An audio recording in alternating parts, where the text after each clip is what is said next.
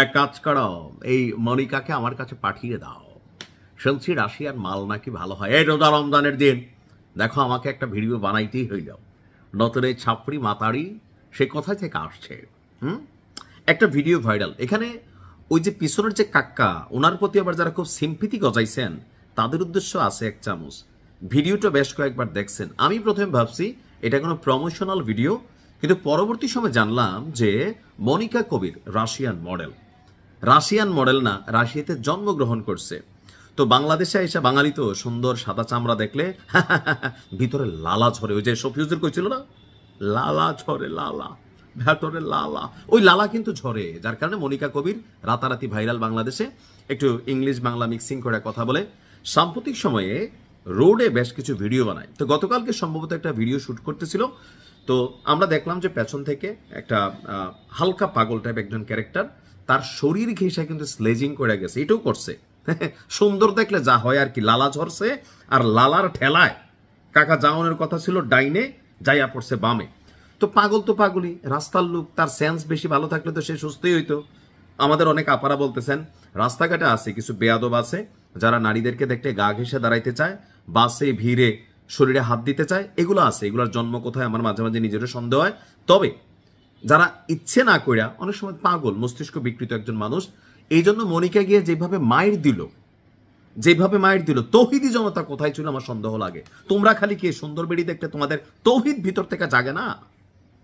টিনের চালে কাউয়া ফজলু আমার ডট ডট। তো এই মনিকা কবিরদের বেলায় তোমরা কি এইসব শব্দ ব্যবহার করতে পারো না?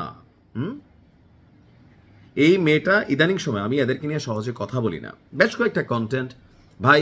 একজন মানুষ এই যে একটা দোকানের ভিডিও ভাইরাল করছে, একজন মুরব্বী 70 মানুষ একটা ব্যবসা করেন, ওই দোকানের সামনে গিয়া রোজা রমজানের দিন তুই হাফ ল্যাংটা হইয়া তুই ভিডিও বানাবি, তোর পানি মারছে। মুসলিম ভাইয়ে থাকলে নাতি দিয়া করাই দিত কিন্তু হিসু।